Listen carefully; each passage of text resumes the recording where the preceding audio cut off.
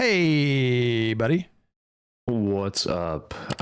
Just preemptively, I'm gonna vadim you for a second. I am so sleepy, but hey. Oh no. Uh-oh. What did you do last night? Let's just say I was making money, all right? Oh my God. Are you like a gigolo on the side with that bulbous ass of yours? You sell that ass to the highest bidder? You could make so much money. If you know what I mean. That's not a pun. I'm sorry. I'm sleepy. What's up, dude? What's going on? I'm not a prostitute, okay? No, but think about it. You could make so much money as a sex worker, bro. No, I have considered making an OnlyFans, gay or straight or whatever. I know I would make bank, but I don't do it because I'm principled. Not to say that OnlyFans models aren't principled, but I'm not going to grift for sexual content when it's not what I want to do. It's not grift. You got a product. I'm not even kidding. I'm serious. Now I want to stay on this because about it, I'd do it. Is this why you brought me on to sexually harass me? You could make millions of dollars selling that bulbous ass of yours. I don't know why you haven't jumped on that. I could make millions of dollars lying and being a Republican, but I won't because it's not what I care about. Okay. All right. Do you mind if I appreciate you talking about your ass all the time? I appreciate you appreciating my ass because a lot of women are too scared to say it sometimes, you know? That makes sense. Yeah.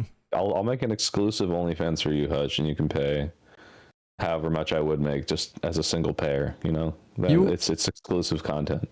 You'd have a single payer OnlyFans program? Sure. Just it's called having a girlfriend. Hutch subsidized profile pictures. Okay, so I got your tweet up on the screen, and you said, quote, they should kick Pisco and maybe Soy Pill off because there's so much talk about tankies. And then you said, Destiny, brother, Hutch is the one who brings Hasan up all the time. I want to talk about the news. At least with the recent stuff, it's a good conversation about getting people to vote. But if I have to hear another drama slop hour about a shot caller, I'm going to explode. Also, Hutch is my boy. I love Hutch. I'm glad. Okay, I was just making sure. I was like, you got to read the last part. All right. Yeah. What's up? Hang on. I just want to, just real quick. I feel like, and now I want to go back and look at all the kind of previous episodes of the last few months. I feel like I'm actually not the one to bring this stuff up. I feel like a lot of the times it's you or Pisco like pressing me on a perceived double standard or something and like bringing Hasan into the conversation. Am I wrong about that? Am I just not remembering things right? I don't, it's crazy. I saw some fan of, not a fan, but someone was watching the Adam Mockler Hasan like interview and they were able to like map out the talking time of both.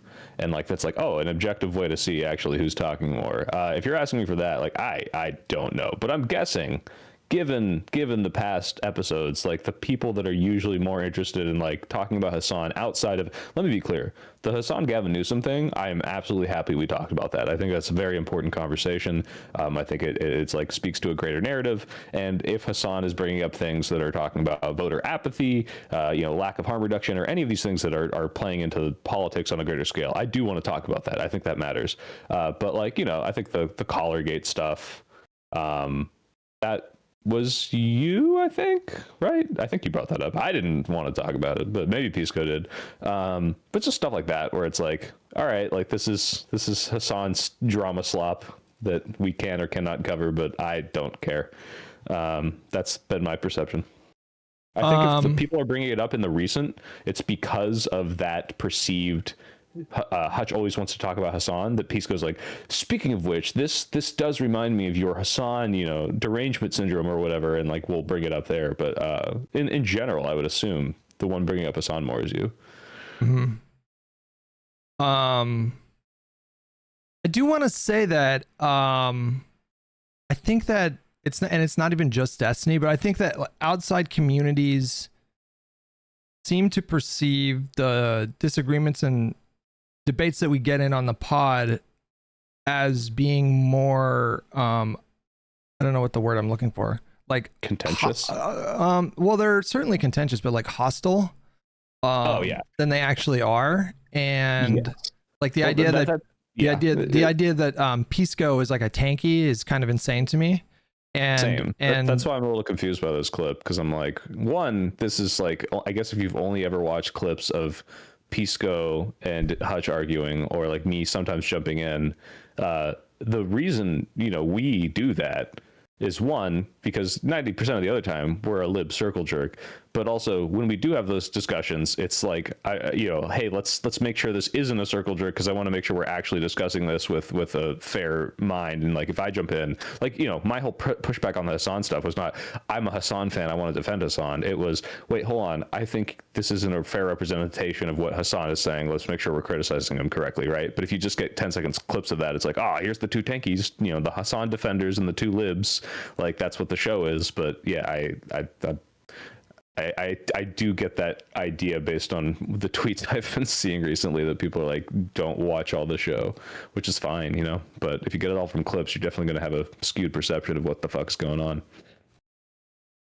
Yeah, I don't know. I think that if it were up to me unilaterally, I would not shy away from drama on the pod, just because I think that gets more eyes on the show, and that usually juices the numbers up, and that's a big part of the kind of decisions that we make in terms of what topics we cover. That's fair. And yeah, Soy Pill, voiced this to me in the past, and I don't disagree that, like, as much as I don't like drama, I don't hate the idea of like taking 30 minutes, 45 minutes of the pod and talking about it. There just seems to be so much going on. It's like, I'd much rather have other discussions. But if it is relevant to, like, if it's political drama, I care a little more at the very least. Yeah. Well, I mean, I guess I just wanted to like publicly say to you that I don't go into podcast episodes or conversations with people with the intention to clip farm. Like, I have literally never done that. Like, I am not thinking in my mind, what can I say that is going to play well with a particular audience? And so when the extra commentary like comes up from different communities, like a lot of the time it's from Destiny's community, I worry that the perception from you guys is that I'm like doing some kind of angle, and that's just not how I've ever operated. I just say the stuff. Clip farming, but what kind of angle are you worried about us seeing? Because all this extra chatter and commentary put strain on the podcast, and I think it was like one of the main reasons why two of the previous hosts decided to step away, was because there was all this extra. Well, I mean, I think they came out and said as much. And so I thought Josiah was just like, this, I want to do more, of my stuff, and this isn't my main focus, and it's hard to focus on this when I'm thinking about all the videos I have to make. I didn't know why exactly Econoboy left, but if that's why, yeah. I'm pretty sure both of them. So Josiah did say that, and that is valid because he does like 6 or 8 videos every day. And so if you're worried about time, and that's where he makes most of his money, and he wasn't really making any money off the podcast. It was just like a fun little project he was doing. Yeah. That was a big part of his thinking, but I think both of them came out and said that the extra kind of commentary was like was taking away from the fun, and it was causing more division than they and like just personal headache than either of them wanted. And so, I just want to say to you that I don't position in that kind of way. I just go into a podcast. I'm not going into it with a game plan. I just say the things that come on my mind, because I've noticed that less you and definitely more Pisco, but you sometimes get a lot of grief from outside communities, and I just want to like head it off at the pass. Oh no, I before, appreciate like, that. if you're like, don't get me wrong though, I feel no ill will. Like, first of all, I was a little worried like setting this out. I was like, I hope Hutch doesn't think I'm like accusing him of anything. Like, I'm like, I don't like the drama stuff. It's not like I'm like, Hutch is coming in here with his agenda and clip farm, and this sucks, and I hate this part of the pod. It's just like, I just don't like this drama slop. That's it. And yeah, I'm apparently this is all in the response to like a clip of some chatter being like, Destiny, you're too hard on the Soy Pill, and him being like, it's because his audience and Pisco's audience are like so against me. And I'm like, he's hard on me. Like, I don't even see this. I don't care. Like, it's like I care not at all. I have like snarkers all in my DMs and Twitter right now, screaming at me over Destiny, Hasan, drama crap. It's not a big deal. I don't care. It's fine. But I appreciate that. Like, you know, I can see how this would affect other people in potentially, I was about to say deleterious ways. So I do appreciate that you're worried and trying to head that off. Okay. All right. Well, take a nap, buddy. Get, rejuvenate those batteries and keep working on that fine ass of yours. Sorry. I'm sorry. I can't help it. I can't help it. I talk to you and I just picture your ass in my mind when we have conversations. So. What did my girlfriend's roommate, or did you say it commands attention? Who said that? Yeah. Yeah, no. Yeah, I said that. Said your ass, his ass demands attention. Yeah. If there was like a giant asteroid headed towards Earth, just getting bigger and bigger every day, it's just, I view your ass in kind of the same kind of context. Like, you would have to just look at the asteroid. So. Oh, God. Well, today is leg day. I'll go squat and think of you. So. All right, buddy. Well, enjoy your weekend. Yeah, and again, thanks. I do appreciate your concern, but unless you're like threatening my family, there's a lot of lines you'd have to cross before I'm even remotely scared or think that the pod is at risk or some shit. Like, this is all part and parcel. But you know that you grew up in the COD world. You're good, dude. You know what I've dealt with. You know the iron that has forged this strength. Well, if that's the case, don't check your emails. Just delete any. Go to the email and just delete the last email I sent you. I didn't know that there was like a no threatening families rule. Yeah, I'm gonna delete this. I'm not even gonna read this. I see the subject line. It's the dagger emoji. All right. Well, enjoy your weekend and take it easy, buddy. Have a good stream. Bye, Hutch audience. Bye bye. I think the extra chatter on the Lib and Learn stuff sometimes goes way too far, man. I do worry about there being this perception that I'm angling for these things to happen, and I just don't think about podcast episodes and content in that way. I don't fucking farm people for clips ever. Like, I don't have that kind of a game plan ever. I just show up and it's just whatever is being talked about. We talk about the thing and that's it. But there's the extra commentary, I think, goes way too far sometimes. And I have legitimate grievances sometimes with my podcast co-hosts. Sometimes they fucking piss me off, but I do not co-sign how fucking deranged the outside commentary gets sometimes. It gets way too exaggerated. Kielbasa is calling for a one chat solution. Oh no. Oh no. It depends. With the full right of return? Are we also negotiating part ownership of the Twitter feed as well? This whole rhetoric, I've been on the same side, but it doesn't make sense to me that the worst that Hasan Piker could possibly do is somehow worse than Trump. I'm lost there. Because Hasan Piker is not liberal, right? He doesn't defend liberalism. He doesn't believe in liberal concepts. Sure. Like, he's illiberal. He would want to find a way to basically create some type of single party system that bans free enterprise, that bans private investment, that bans opposing political parties. Okay. Like, don't get me wrong. This is the disaster end goal with Trump as well, with right. fighting illiberal people. Yes. Right. So in my mind, I can imagine a world where we get some, tanky hellscape. There's only one party. It's all central planned. There's gulags and re-education camps. Don't get me wrong. I can imagine if he could snap his fingers, do whatever he wants. But in the same way, Trump is like held back by certain systems and checks and balances.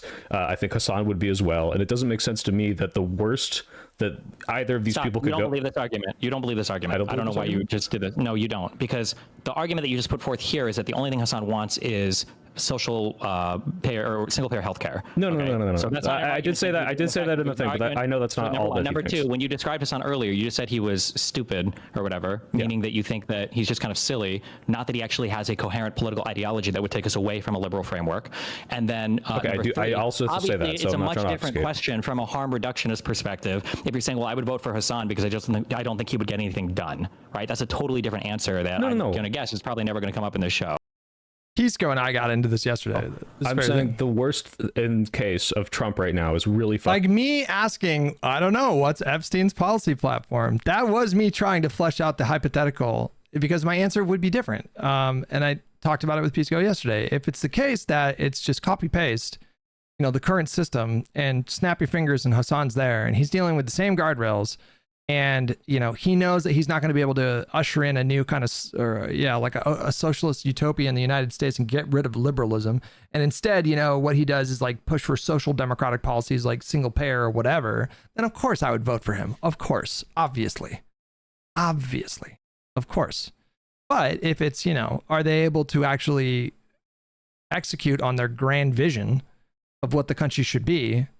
Then that becomes a really difficult choice. And I would be willing to entertain the possibility of voting for a complete fucking degenerate, a criminal, a serial killer, if it meant that the system itself wouldn't end, right?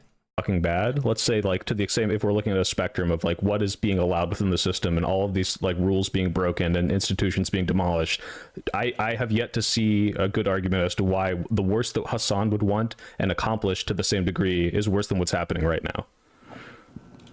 Well, it would be, what the worst thing that he would want to accomplish would be worse than the current admin because we would completely abandon our liberal democratic framework. But the worst thing that Trump would want would be worse than what we have now because he still has to be constrained by the system to some extent. So I don't know how to. Well, all right.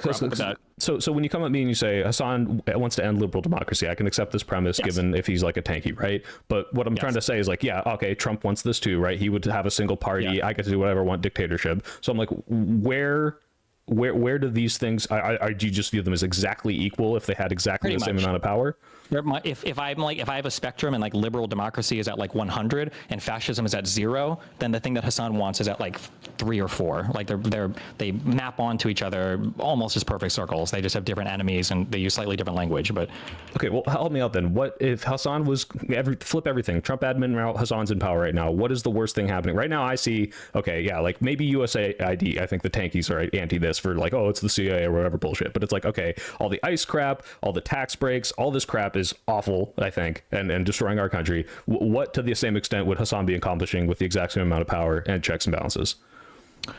I mean, it could be starting with the expropriation of every private industry in the United States. Maybe the United States government takes over all of our private sector. Wait, no, hold on. I'm aware that he wants to accomplish this, but he wouldn't have gotten this far with the exact same power, the exact same progression as Trump has had, right? Like he wouldn't have expropriated private industry. Do you agree then with my tweet where I said I would rather elect Hitler than Trump or whatever?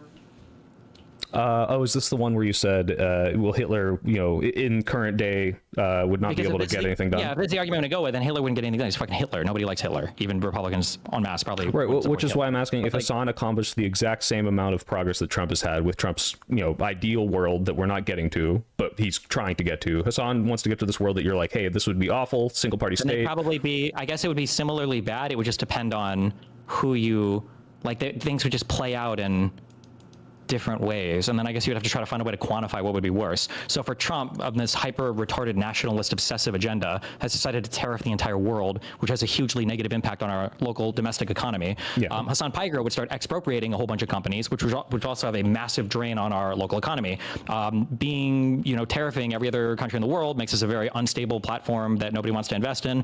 Expropriating all of our businesses makes us a very unstable platform that nobody wants to invest in. I don't know how you would measure which one of these would necessarily be worse, but they would cause very similar types of harms just using different routes to get there. Trump might want the secret police to go around and round up people using ICE. Hasan might want the expropriation police to go around and, bully business owners until they, I guess, divest from their companies and either flee their state or they have to give all their shit up to, whatever government official comes by. I don't know what that would look like. Because Trump wants to put political opponents in prison. Hasan wants to put them in re-education camps. At the end of the day, this is why Hutch said he'd rather kill himself. I don't know how you even compare these at the end of the day. Would I rather have a Hitler or Mao leading my country through some type of industrial revolution. Fuck, I don't know. That's a genuinely difficult question in a way that Newsom versus JD Vance is not a difficult question. That's a very, very, very, very, very easy question. Right. The reason we brought it up is because it's like, it seems like, yes, obviously the situations are different, but it's like you're going to shit on Hasan for saying, oh, I take the third option out, which is, for some people is killing yourself. The other is, or voting third party, whatever. But like when faced with a harm reductionist argument, it's just, oh, these things are equally bad. And the reason I don't think wait. You just gave an opposition to a point that I literally just answered right before you said that. What was the thing I said right before that? That the degree of potential badness is not really quantifiable between Gavin Newsom and JD Vance versus Hasan and JD Vance / Trump. Newsom versus JD Vance that's a no-brainer. AOC versus JD Vance or Bernie Sanders versus JD Vance. These are no-brainers. You're right. I don't disagree with this point. Same person. Yeah. But a Marxist-Leninist, a super fundamentally illiberal person who hates the West, who's going on hate America tours, whether it's in Minneapolis, Qatar, or China, that's a much, much, much more difficult question. Like, it's these conversations that help you remember how successfully Hasan has hid his power level, because that is the issue here. You do have to sort of deep dive into the lore or spend a significant amount of time watching Hasan stream to get a more comprehensive view of his ideology, because he sanitizes it a lot of the times on Twitter, and then when he goes into these more center-left platforms, or even progressive platforms, he goes into the progressive platforms and he's talking about policies, Medicare for all. Don't you want everybody to have healthcare? Gaza, trans people, he's talking about these individual things, and you have to do these deep dives before you understand, like, oh wait, hang on a minute. He actually thinks liberalism is fundamentally evil. But that's not immediately obvious if you glance at the clips that usually rise to the top. And so he's just done a remarkably good job of hiding his power level. But the thing is, you don't even need to, it's not even that difficult per se to find the lore that you would need to have a more informed view. It's just that most people don't, it doesn't occur to most people to be like, oh, I like this tweet of his on Medicare for all. I wonder what he thinks about these other things. It's like, instead, what I think is more natural for human beings is we kind of jump to conclusions. We kind of profile people. It's a very natural human thing to do. It's just the brain's way of making sense of things and being efficient and taking up time.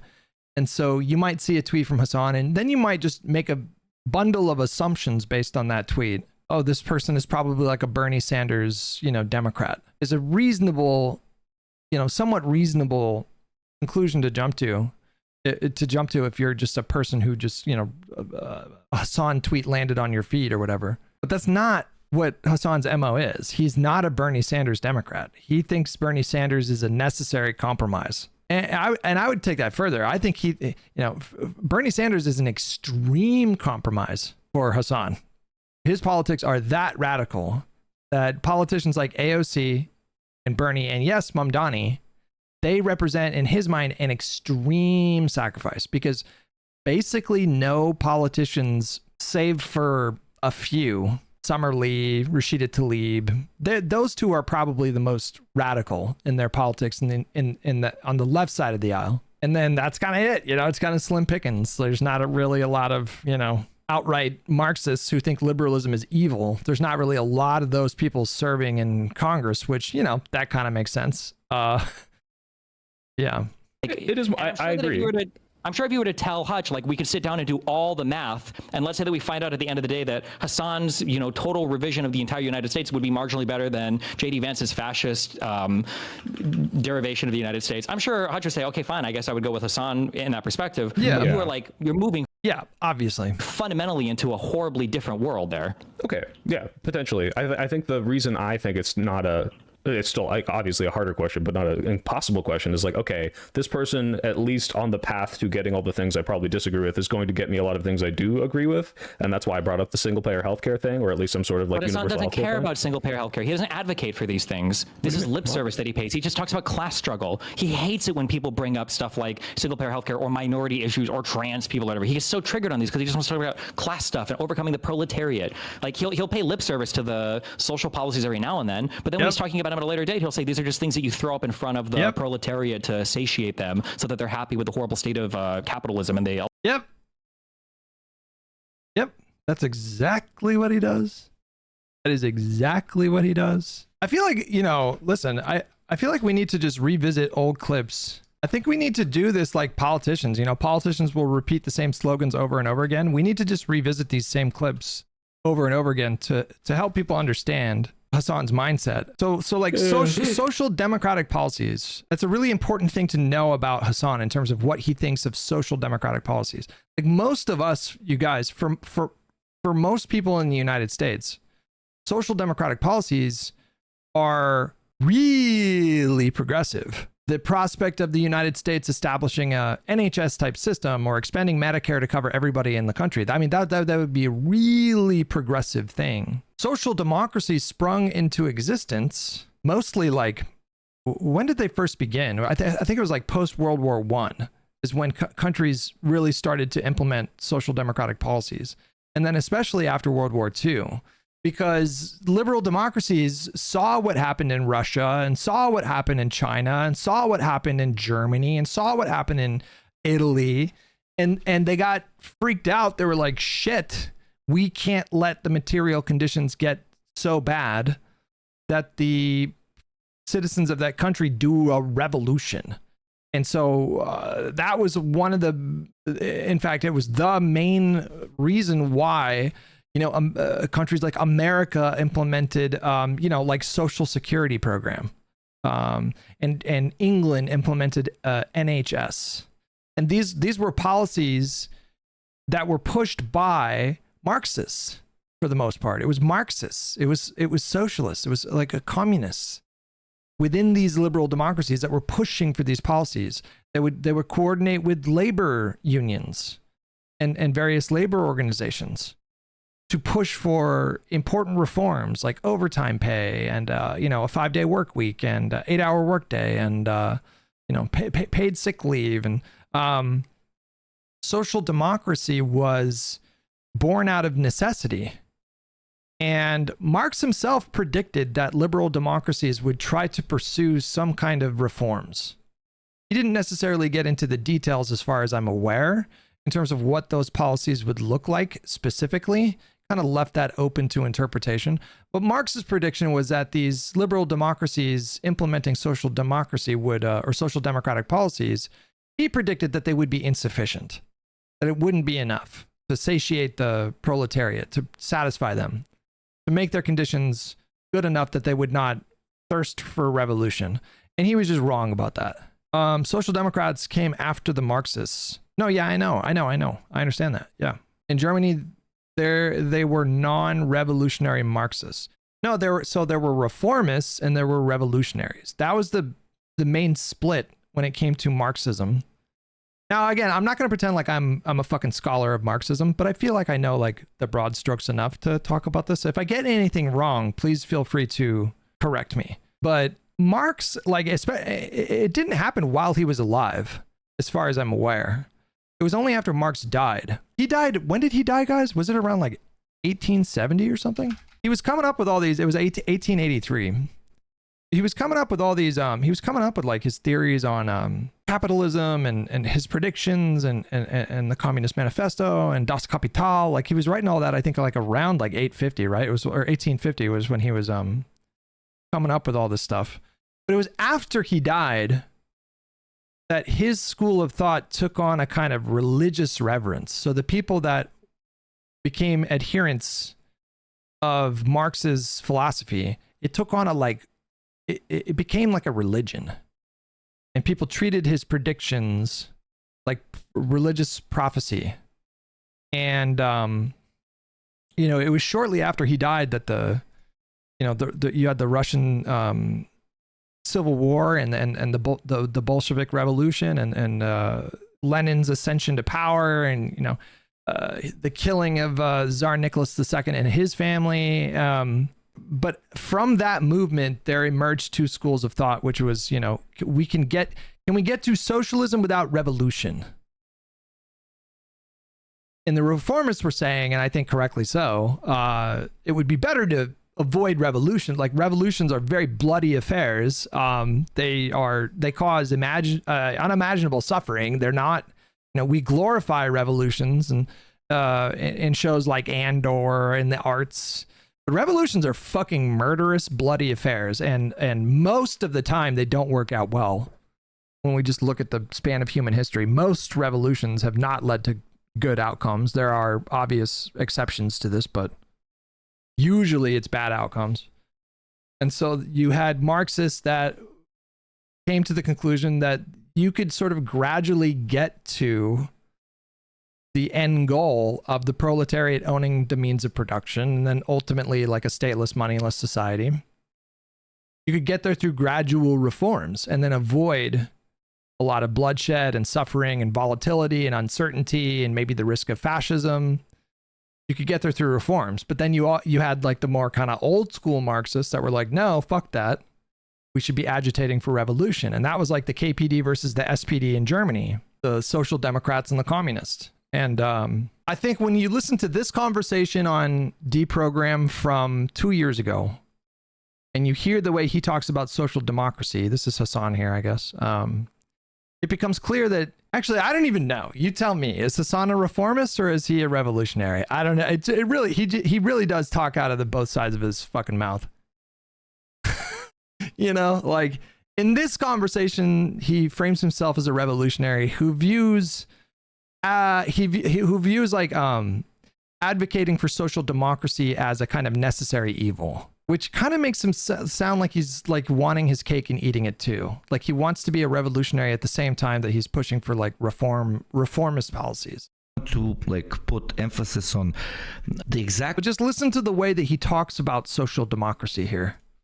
point of the so-called radicalization funnel, where, for example, Hasan and JT catch them while they're young, as they say, and then they start looking into this new idea, etc.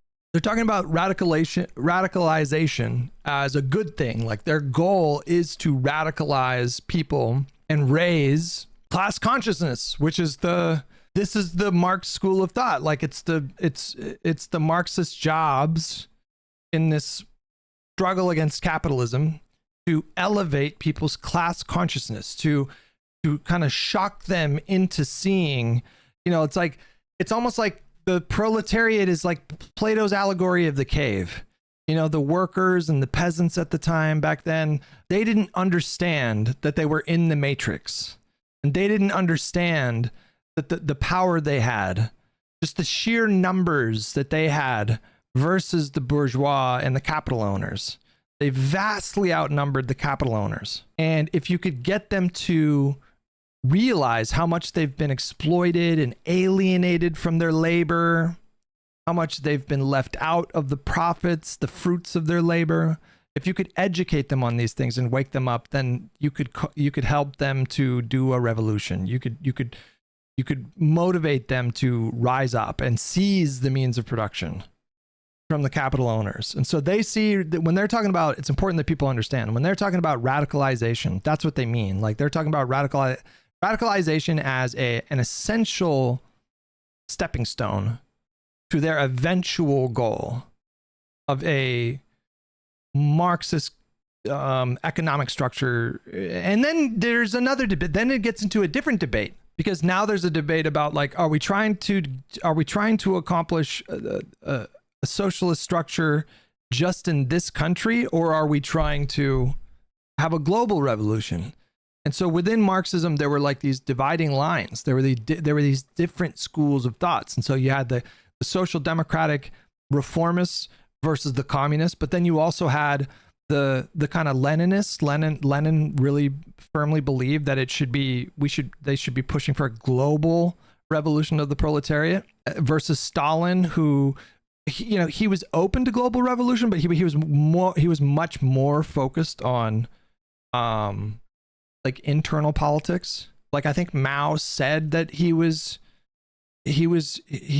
wanted global revolution, but Mao didn't really, like, he wasn't as aggressive when it came to like pushing for that to actually happen. I mean, there were proxy wars in like Vietnam and Korea, but yeah. Anyways, etc., and then move forwards through the funnel, get more and more informed, get more and more radicalized, and so on, can only work and can absolutely utilize, for example, the stuff that Hasan does, because Hasan does one very particular thing that social democrats that, for example, we would never call to this podcast or we would give a lot of shit to, because they cut the funnel from both sides. What do I mean by this? They introduce people to, lukewarm socialist ideas, etc., and then they want to keep them there. Yeah. Right?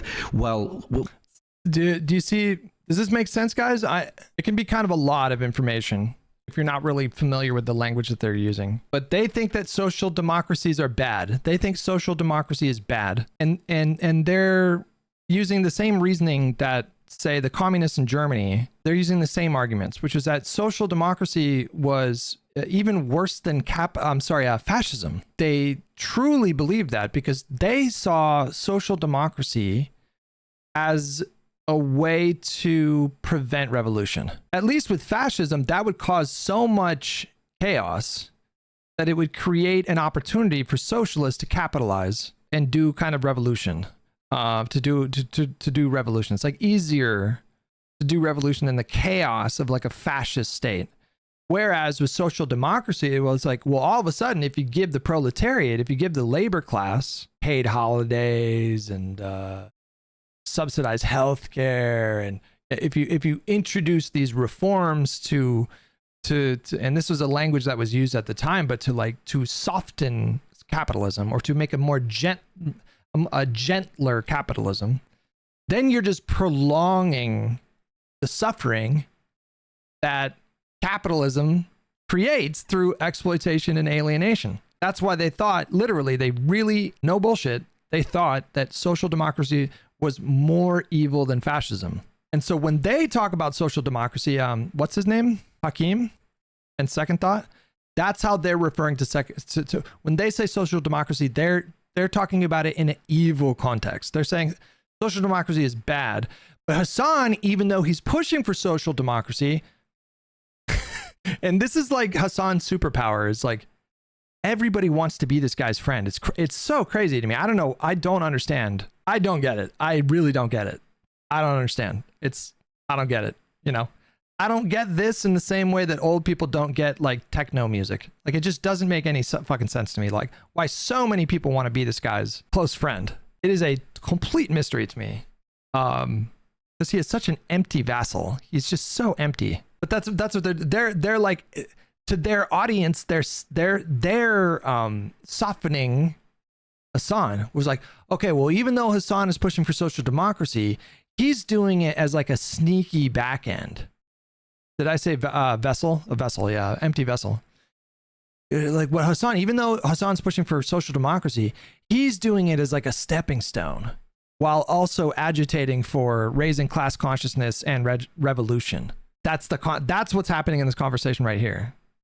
Whenever Hasan introduces people to socialist ideas, yes, the lukewarm, not so scary sounding ones, keeping your power levels low, hidden, and so on, he does not stop them from progressing through the funnel and getting additional information and so on. He doesn't agitate against, for example, the revolutionary perspective and so on and so on. That is the main difference. You do your part in the funnel for the cause or whatever the fuck you want to call it. We'll talk later about if what we're doing actually does anything, etc.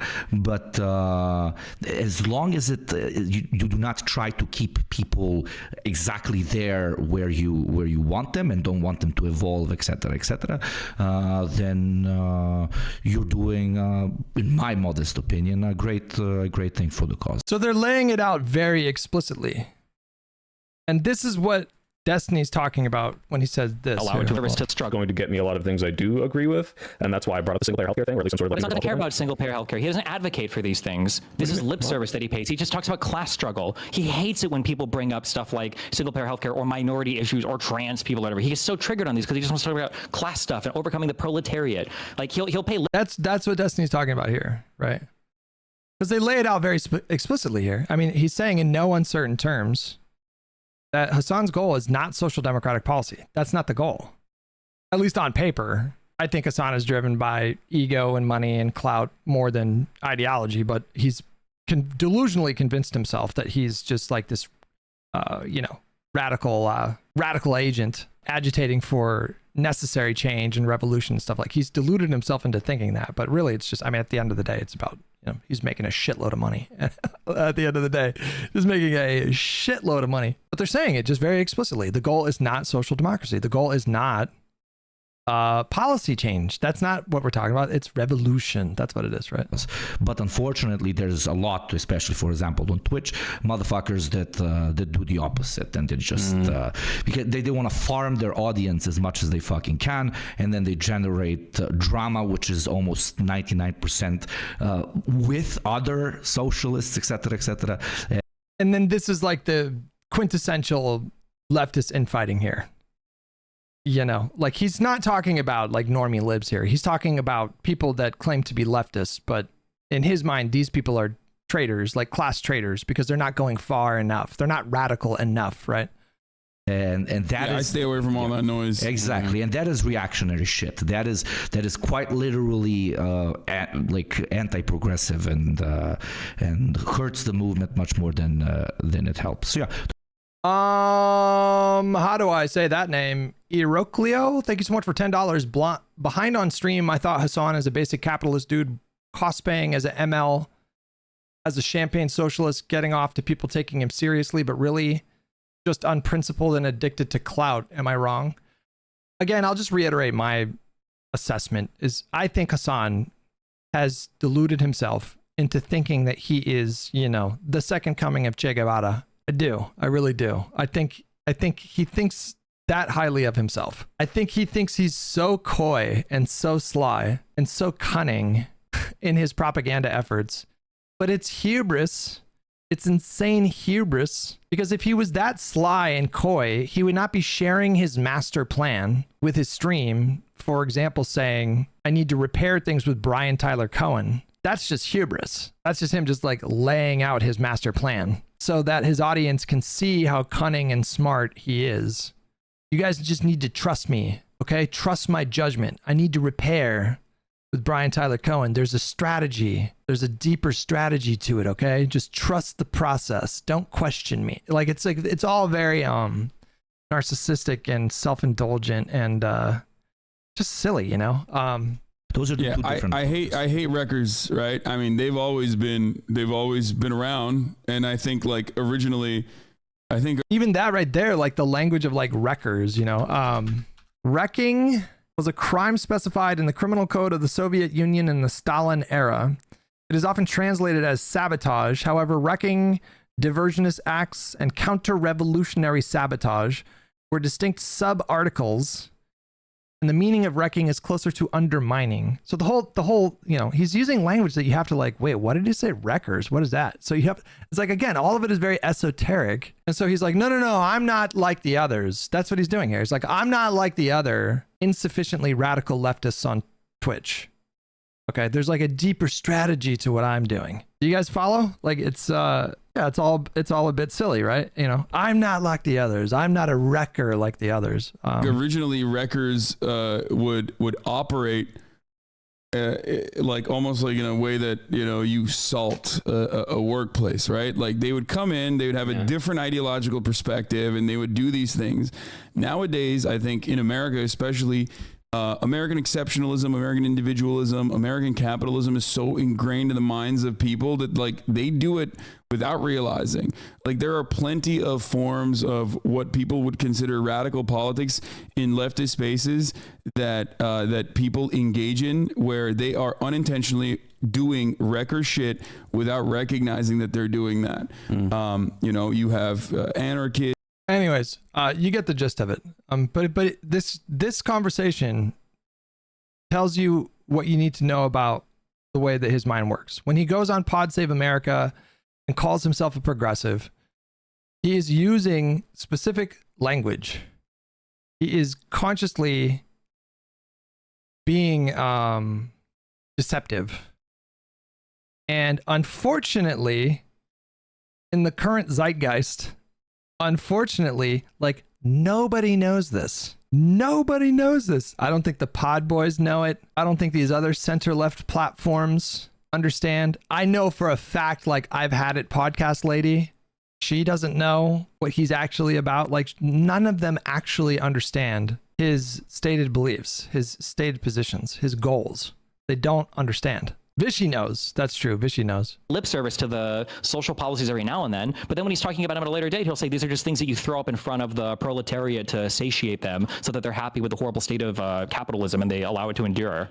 So, right. Yeah. Okay. Yeah. I'm taking your word on this because I've not seen this, but I watch a lot of this. I know. Don't worry. No. This isn't me like saying like I've never seen this. It doesn't happen. I'm just like sure. Let's assume this is true. But again, in my calculus of this, it seems to be that like on the road to Trump getting what he wants, which is this dictator fascist bullshit, we are getting all this horrible policy, right? Tax cuts, Republican neocon bullshit, getting the tariffs, all this stuff, and it's like my imagination is the reason why Hasan Piker, even if you're saying it's just paying lip service, is supporting a AOC or a Bernie or a Mamdani, is because at the very least those policies that I like that AOC, Bernie, and Mamdani propose are on the path towards his crazy, insane ML bullshit, right? So would that not be at least a better option on the way there?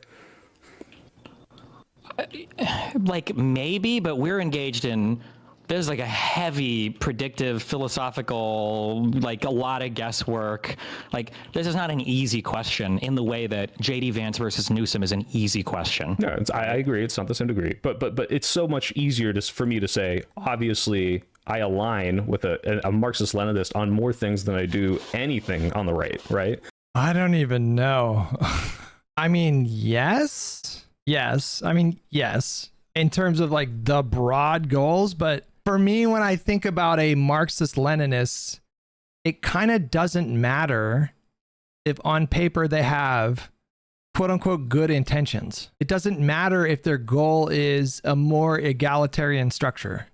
It doesn't matter if their stated on paper goal is the liberation of the labor class, of the proletariat, the end of exploitation and alienation for the proletariat. I mean, those are their on paper goals, right? And so we're talking about, basically at the end of the day, like more autonomy, more dignity, fairer compensation for their labor. On paper, yeah, of course I agree with these things over like fascism, which is about, that's just a purely reactionary, ultra nationalist, murderous ideology. And so like on paper, they're worlds apart, right? But we have had enough examples of what this has invariably led to. You would have to compare it to like previous heads of authoritarian socialist states, like Mao rode to victory on a platform of liberating the proletariat. And it was the same for Lenin and Stalin and Fidel Castro and Pol Pot. And then what ended up happening? Fucking Daenerys Targaryen. So like at the very least, this is still harm reduction. But then you should just, but if you do, then you should just say that. And then so then we'd view you as an ML and we would argue. No. But I'm not saying I'm an ML. I'm saying MLs, I don't have an ML ideology, but the steps that America would need to go through to transform into Marxist-Leninism are going to be things I agree with partly, at least, right? On the way there, right? The first thing that Hasan wants to do is capitalize on this weird like Trump share thing in Intel and US Steel. And he wants to nationalize all of the US energy. Like that could be a thing that could potentially like catastrophically destroy our country. It's part of what fucked with Venezuela so hard was their nationalizing, expropriating, and then trying to run all of their energy stuff. So like, okay, if that's the first thing that happened, yeah, that could fuck us. Okay, I understand that. Yeah. What do you think would be the first thing that would happen? Well, if I'm imagining again, like this is an equal sides of the spectrum. If we're assuming these things are equally bad, but one is there are Reddit threads comparing Daenerys to like Stalin and stuff. To the left and what is to the right, I imagine we'd be like, all right, we're raising taxes on the rich right now. Okay, now we have like so did I get everybody? Am I caught up? I think so. ICE is abolished, or like, you know, like the equivalent of what is happening. He doesn't want to raise taxes on the rich. He wants to expropriate, like take their wealth and control it with the state. I'm aware of his end goals. I'm saying if Hasan was president, the hypothetical I brought up earlier was not Hasan gets everything he wants. It was, if I'm voting between Trump and Hasan, you know, it's if you're okay saying these are not ideal, sure, what happens on the path towards then? Obviously more things that I want are going to be on the path left. Sure. Listen, I think like there's a intellectual exercise that you can engage on for this, but it's so far removed from the Newsom Vance hypothetical that it's not brought up in good faith.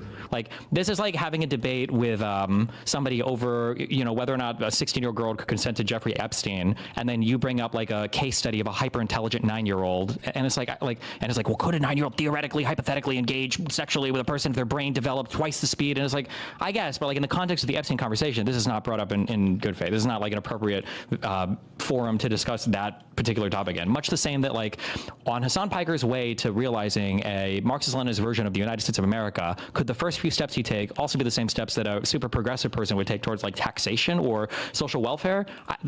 It's a question you could ask, but it's so far removed from Newsom over J.D. Vance. It's like I agree, but also the other things that we've asked. If you agree, then why have that conversation then? Because in regards to Hutch specifically and analyzing this question, he has brought up like, hey, segregationists or like any other like very extreme like people that you would accept into the coalition to win against fascism, which by the way I agree with. Theoretically, this might be something we could do, although you know there's arguments about what happens as a downstream effect of this. And Hutch's argument against this is, well, I'm willing to accept that fight and dealing with those things in short term because I believe it's easier to deal with these like people within our party fighting and stopping the fascism in the immediate and then dealing with the other stuff later, which is the same kind of thing that I would say he should bring up with Hasan, where it's like, yeah, okay, maybe we'll get some good things and we'll stop fascism in the short term, and then we have to stop them before he gets more power. The segregationists can align with you on a lot of things potentially. He's just racist, right? Which is not good, and maybe he wants to see that. That's a pretty fundamental difference, though. That like I would consider segregation a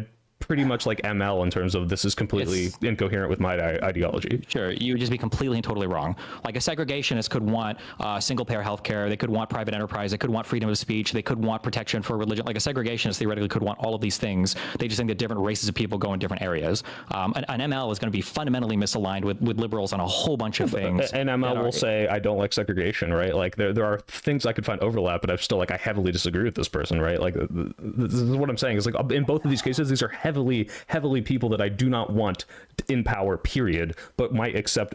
Hutch definitely would accept the long-term consequences over the short term, right? And so it's like, why is this not then applied to the Hasan argument? That's the whole point.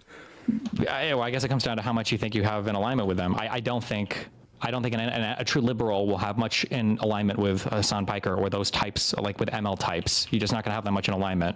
Segregationists can just be racist, but MLs have like a whole ideology that is completely contraindicated by liberalism. That's completely contradictory and opposed by liberalism, and the manifestation of like the best segregationist versus the best. I mean, we were segregated as a country and we came out of segregation. We won that fight. We were segregated. We came out of it. And it was liberals that won that fight. I don't think we've ever been socialist, and I don't think we would ever come out of or come back from socialists leading the political party. Like, Okay, that's fair. I guess as long as you understand that I'm saying that there's clearly, and you can say if we did the math, we did the calculus, probably a preferable outcome in this. Yeah, it's not comparable to the Newsom thing, but it's still like, I think a cop out to say these things are exactly equally bad, because I don't think they are. But they're both bad. Hold on, it's not a cop out. You already agreed with my point, so you should agree that it's inappropriate to bring it up here. Newsom versus J.D. Vance is infinitely easier than a tanky versus J.D. Vance. That's a hard question. And even I would be willing to admit, for all the personal hatred I have of Hasan and all these fucking losers, there might be, if I were to really sit down and really hammer down, really think about it, maybe I would support an ML over J.D. Vance, because Vance might be an actual fucking fascist. Like, that might be, I think I'd almost be willing to accept that. I just haven't done enough digging into it, but probably.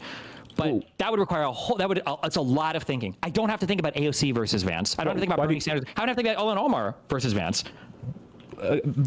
The reason I'm saying, why do you have to do a lot of thinking if it's like one of these things is going to be some things I like, most things I don't like, but I can stop them versus all things I don't like in the other direction? Why is that a harder question? How is fascism all things I don't like? You don't think you would align with a single thing that a fascist government would want? Not even one thing? I mean, I guess I'm okay with the food dye ban. I don't know. I don't think food dye bans are necessarily I'm just inherent to fascist referencing ideology. the Trump admin right now. Wasn't but the like, meme with fucking Italy, like the trains are on time or whatever bullshit? Like I'm sure like fascist people wouldn't mind, like the reason why they were called third position is because they don't mind being economically left on things as long as it's benefiting like a native certain racial population. So they might say things like for instance, a lot of the rhetoric around being super xenophobic comes down to protecting native workers. That was a thing that Bernie Sanders agreed with Donald Trump on. Bernie Sanders was okay with dramatically curbing the H-1B vote program and dramatically curbing a lot of immigration, saying that it harmed native workers. Now, Bernie Sanders doesn't come at it from a racial perspective or a hardcore, heavy nationalistic perspective, but that could be like, yeah, so I mean, like, you can find things like this with fascists. Right, but the reason I say it's still easier, I'm not saying it's not a harder question than Newsom Vance. Obviously, it's completely out of the ballpark, but it's like, don't you think there are more things that on the steps towards an ML getting power you would agree with than a fascist government? I don't know. I don't think so. When you start talking about banning political parties, we can look at historically. I know they like to disown all of it. Like, before we get that, wait. I agree. If you were to say like the extremes of an ML versus the extremes of a fascist, but it's like, obviously the path towards the ML's exactly ideal world. But you seem to think that they're fundamentally different things. Like, I'm sorry. You seem to think that like the ML stuff is further along the spectrum of progressivism. They're not. It's a totally different paradigm. You're moving like orthogonally or whatever to the current political framework. It's like saying you can eventually be convinced to. I'm trying to think of a non analogy. Can we stop? Come on, guys. We need to stop. No more, listen, no more affiliate in politics. Okay? Stop. It's distracting, pulling us away from the crux of the conversation. It's intentionally provocative. The whole point is to make a point, but it's too distracting. We need to stop. Listen, no more. If I hear Epstein one more time in these thought experiments, I am walking from the podcast, okay? Like if you start eating worse and worse, if you start eating worse and worse food at some point on the way to like a guy who advocates, it is not my creation. Why are people incorrectly blaming me? People were throwing Epstein and reanimated Hitler and segregationists at me to test my harm reduction principle. I was not invoking these people. I did not consent to Jeffrey Epstein being a part of these thought experiments. They were thrust upon me unconsensually, which is thematically consistent with Epstein. For eating shit, like he might get you better recipes or something, but you're just like, they're fundamentally completely totally different things. But in your mind, and this is why I said at the very beginning, I don't think I convinced you, I think in your mind, like Marxist-Leninism in its purest form is just like socialized healthcall and like really, really high minimum wages and maybe banning billionaires. What? Just to be clear, I am aware that I very much do not want Marxist-Leninism. I think it's anti-liberal. I think it's like horrible the way that they control like people's freedom. And there's secret police and all this bullshit, right? Like I don't want that. But what I'm saying is, if the people that are MLs, Hasan, are on the steps towards getting to what I wants ideally, supporting politicians that I align with, I would always say it's easier for me to pick the ML over the fascist who on the steps towards getting the fascist government. Sure. What do you think is the most likely thing, the most likely steps that would benefit you? The most likely one. Name the one most likely step you think Hasan would take. Oh, like as in power? Yeah, we are like, oh, well, I could see at least in heading in this direction, I would be okay with this. Healthcare was the first one to pop to mind, but yeah, anything that like any Bernie or AOC thing, yeah. How does he talk about, how often is Hasan talking about like single payer healthcare? I have no idea. I don't watch Hasan. I'm just assuming based on the politicians he supports. Yeah, but the politicians he supports are not tankies or ML, and that's what I'm saying. Usually, what are you saying? I'm saying that on the steps of Hasan getting the end goals of what he wants, he's going to go through the steps of progressivism that I support, and that is so much obviously better than the steps that people will take to get to the ideal world of. Yeah, but it's not a great choice, you know. Like imagine if that like a fascist movement sprang up, and was promising, like fascists are pretty big on like protectionist trade policies, right? So like a fascist could run on, I'm going to bring manufacturing jobs back and I'm going to make your wages go up. And I might even, a fascist might even run on like government healthcare. That's not exactly comforting to me. It's like, okay, well, yes, we gave Marxist-Leninists the most powerful seat in the in the world, and yes, they're a like violent revolutionary ideology that is brutally, not just authoritarian, brutally authoritarian. Maybe people don't really understand what Marxist-Leninism means, but what ML is even remotely close to power? Well, this is a hypothetical. We're talking about hypothetical.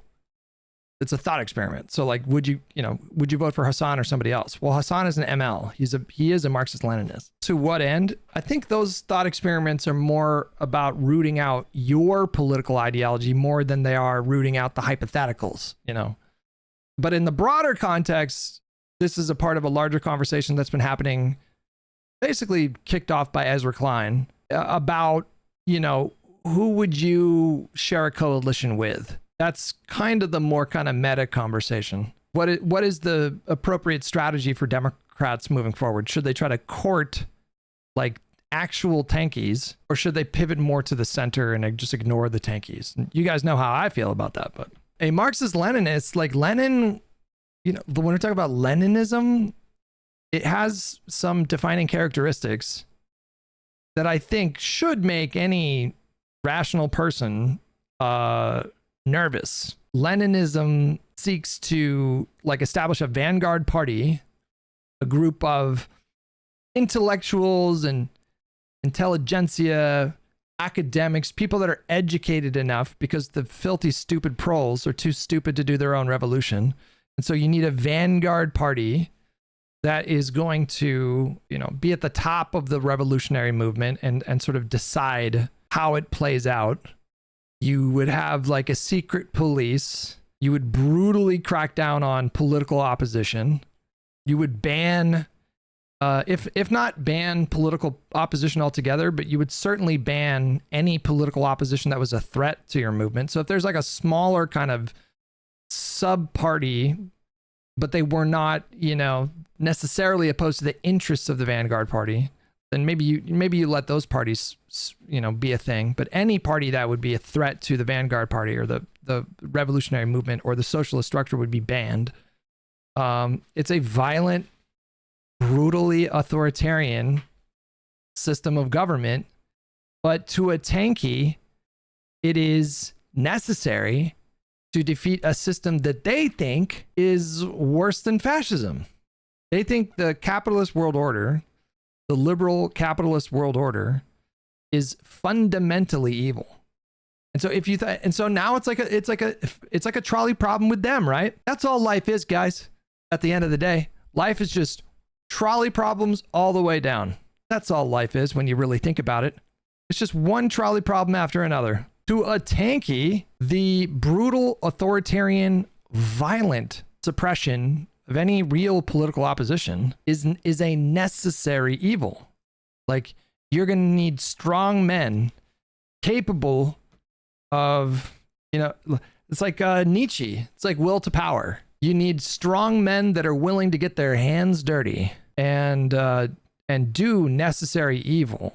Because the end goal, being this utopia of a moneyless, stateless society, is worth the violence. And so to them, it's like, like murdering people is evil in a vacuum, but in the context of the American Civil War, with the northern states that were clashing with the southern states over the preservation of chattel slavery as an institution, well, that violence, that brutal violence, was morally good. It was morally good to kill people in the context of that war.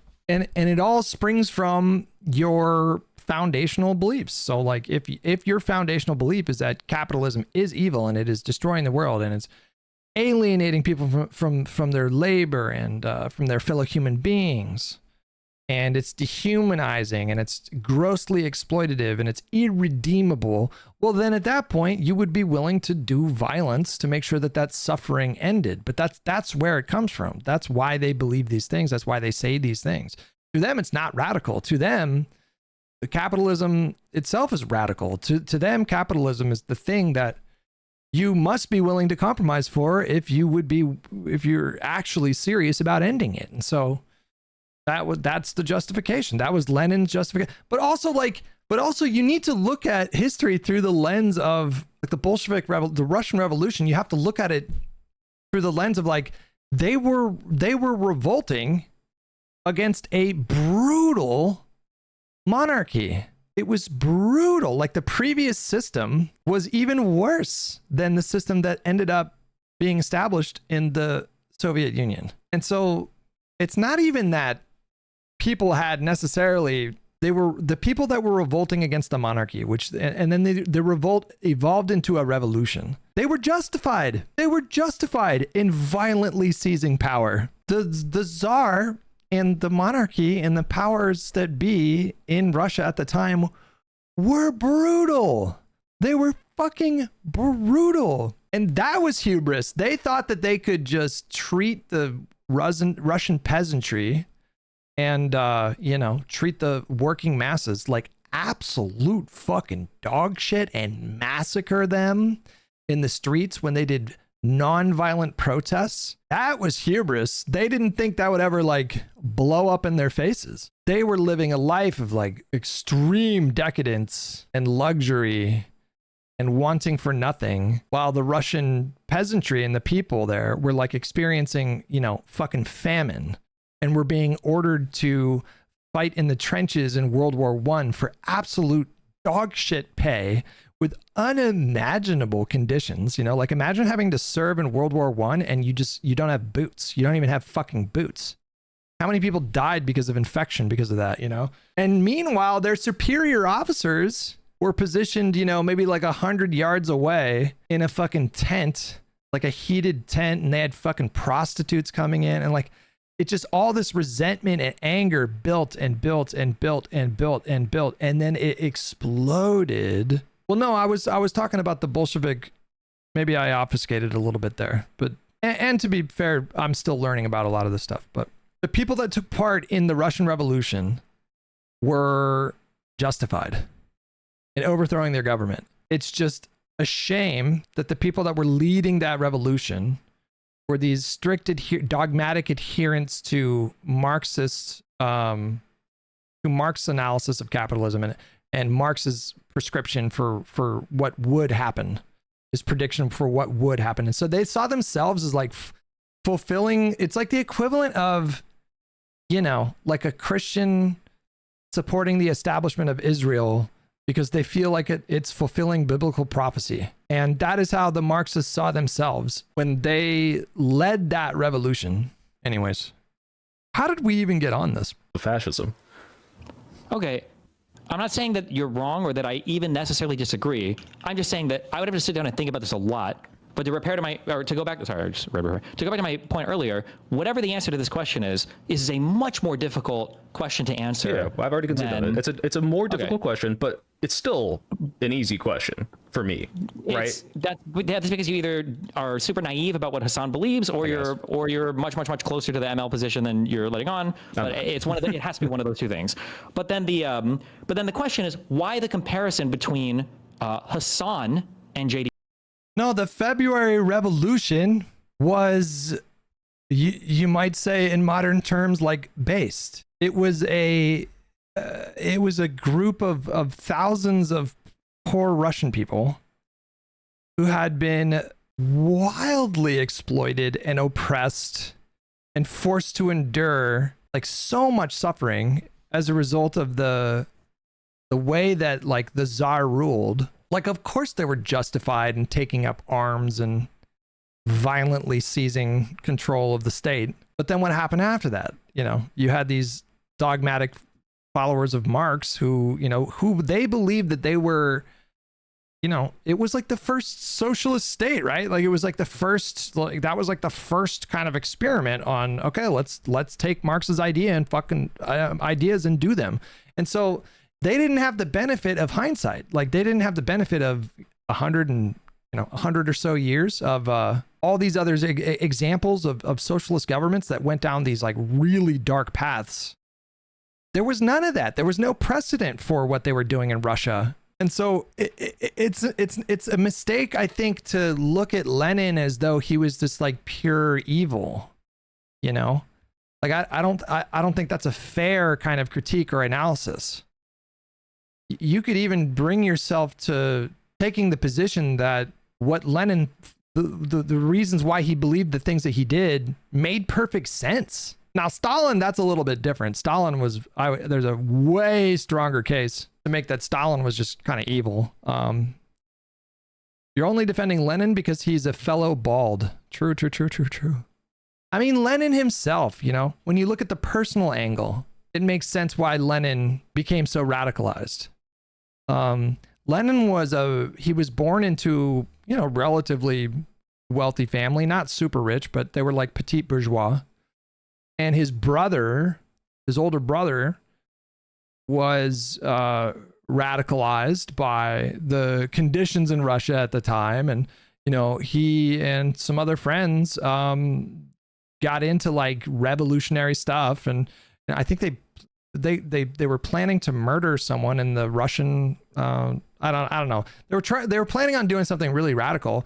They got caught, and then Lenin, his brother, was hung in public, and his family was totally ostracized. Like his life changed overnight, and they went from being, you know, like a well-to-do family that was respected in the community to they were just totally ostracized and alienated. And so you can imagine him being like really radicalized. That kind of makes sense, right?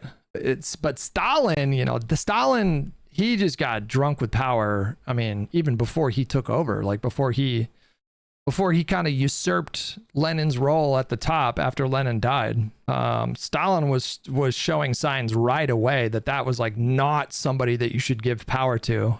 Just completely corruptible. What about Trotsky? I don't know much about Trotsky. I think he was the commander of the Red Army, and he was very arrogant, very intelligent, extremely suspicious of Stalin. Trotsky, I think, assumed that he would take over leadership when Lenin died. He underestimated Stalin. Stalin was very conniving. So, for example, after Lenin died, Stalin encouraged Trotsky, or I don't know the exact particular details, but he basically like sent Trotsky somewhere to like go pheasant hunting or something like that. I don't even know. And then held the funeral for Lenin without Trotsky there, like purposefully like deceived Trotsky to take a trip somewhere. And then they had the funeral for Lenin. And that was like political. So if you weren't at Lenin's funeral, then people were like, what? What's up with that? Why didn't you go to the funeral? And like that was like, and then also Stalin had been scheming behind the scenes for years before Lenin died, positioning himself like fucking Game of Thrones style. Lenin like went on the record and said, I don't think that Stalin should succeed me. But it didn't matter because Stalin had done so much scheming behind the scenes. And I mean, even just when they were delegating labor early on in the revolution, Stalin pushed to become the secretary of the like vanguard party. And so like he was the one that was in charge of like writing out it just put him in a position to control like a lot of things behind the scenes. Like the secretary is like, who wants to be a secretary? You're like jotting down minutes or whatever. But even in that position, it helped him build a network of support. And so he was plotting to be the one to take over for Lenin before Lenin even got like sick. Trotsky was, yeah, he was very arrogant. And then I think Trotsky ended up in Mexico because he would publicly rebuke Stalin. He would go on the record and publish, you know, articles that was like critical of Stalin, which that was a big no-no. And I think he ended up in Mexico, and then Stalin had him murdered with a fucking like ice axe. Stalin sent a fucking hitman to kill Trotsky, and they killed him by fucking sticking a ice axe in his fucking head. Like Stalin was ruthless. Stalin understands politics is for power. I mean, in a most literal sense, but I think Stalin was more motivated by Stalin was just very corrupt. Like he was just very corrupt. Like that the power made him so corrupt.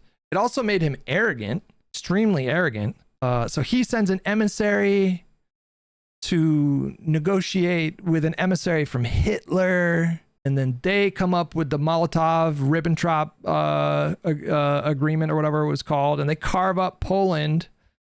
And Stalin he was familiar with Hitler enough to know that Hitler there was like a book that had come out and they had both read this book. And in the book, it was like a lesson from history is never fight a war on two fronts. And so the British intelligence, Russian intelligence told Stalin, Hitler is going to invade. He is going to invade Russia. And Stalin was so arrogant that he just refused to believe that it was going to happen. Like it was so bad that England, like a representative from England, went to Russia and said, look, not only do we know that Hitler's going to invade, we know he's going to invade on this date. And Stalin was so arrogant and so incredulous that he just refused to believe it. And then when it happened, Stalin got super paranoid because he had ruled as like a brutal tyrant for like the previous 20 years. And he was convinced that his own people were going to murder him. So he secluded himself in a fucking like cabin for like a week. I guess just like pacing around the cabin like a fucking meth addict. And that didn't happen. He had sufficiently scared the shit out of his people enough that they, none of them were willing to like coup him. And so after a week, finally he emerged from the cabin. And but for like the first week of the German invasion of Russia, he just like secluded himself because he was so brutal as a leader. He thought that his own people were going to murder him. Anyways, all this is fucking fascinating. Just fascinating history. Stalin was not very tight. Stalin, you guys, was not very cash money. I think you get to say that Stalin was just like pretty much pure evil. Lenin, it's a little bit more complicated, a little more complicated with Lenin. I mean, he did some fucking evil shit, but again, it's a trolley problem. For Lenin, it was a trolley problem. And Lenin and the Russian revolutionaries at the time did not have the benefit of historical hindsight. They were literally the first big socialist project. In their minds, this glorious struggle was going to lead to global liberation for the proletariat. In his mind, he was fulfilling Marx's prophecy. In 2026, you do not have an excuse to still be clinging to this Marxist prophecy. It has been settled. Marx was just wrong. He was just wrong in his prediction. We've known this. We've known that he was wrong we've like firmly known it since the fucking Berlin Wall came down. He was just wrong, Marx predicted that it was going to be the developed nations, like the developed European nations where the revolution would start. Because Marx thought that in order for the revolution of the proletariat to happen, these countries would first have to industrialize. In order for the proletariat to seize the means of production, you need a means of production. And so Marx, his whole thing was, his prediction was that these countries would build up the infrastructure and they would build up the industry and they would build all the factories, and that would take decades, right? And it was only after these countries developed and like kind of fully industrialized that at that point, that is when his prophecy would come to fruition. People would, their class consciousness, they would raise class consciousness, and then the proletariat that vastly outnumbered the bourgeois would eventually rise up because the working conditions that Marx himself was viewing at the time was so brutal that his prediction made sense. Marx was not stupid. He was not an idiot. He was making correct observations about capitalism at the time. At the time, capitalism was like child labor, completely expendable labor class. These wealthy capital owners that owned these factories did not give a fuck if their factory workers died because of unsafe conditions. They didn't give a fuck because there were like 1,000 more poor people outside of the factory that were willing to take that job as soon as it opened up. And so he was looking at all these things like really unsafe working conditions, exploitative wages, completely unsustainable wages, child labor.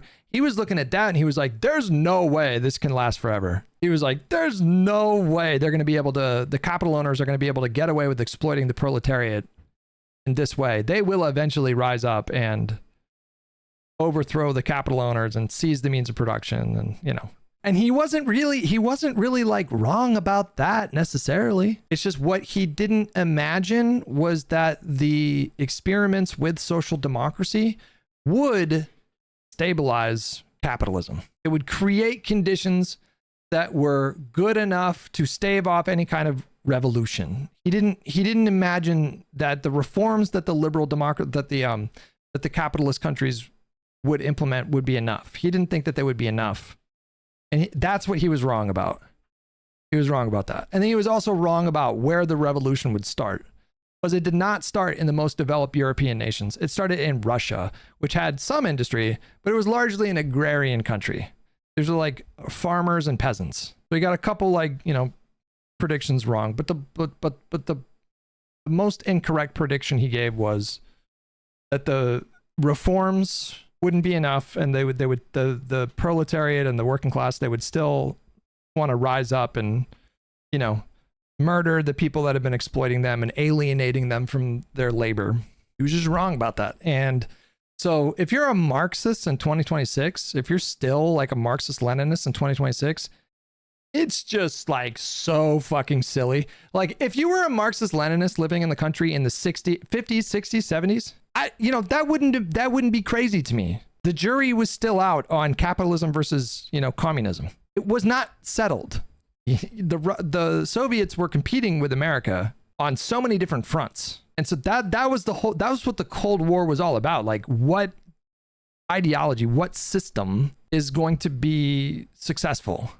Like what is, and that's the entire context of the Cold War was like, yeah. But that wall came down, bro. That wall came down. Russia, you know, the Soviet Empire, you know, broke up. They liberalized their societies. They implemented democratic reforms. Started participating in free trade in a way that they you know, liberalized their markets and stuff like that. And then China, same with China, India, and you know, Marx was just wrong. And people like Hasan, they're still clinging to this like prophecy, this like biblical prophecy from Marx. They're still saying like, I don't know, he was just wrong about the timeline. That's their whole thing. Like Marx wasn't wrong. It just hasn't happened yet. That's their whole thing. It's like a cult, you know, kind of like a cult who think the end of times are gonna, you know, they keep moving the date forward. It is a lot like religion. Marxism is a kind of dogma. It does almost have like a religious property to it, even though that's a bit paradoxical because Marx was not big into religion. When Marx said that religion was opium to the masses, it was like a distraction from like class consciousness, you know. Anywho, that's my history lesson for you guys. I am not qualified to teach this kind of history, but I think I did a decent job giving you the broad strokes.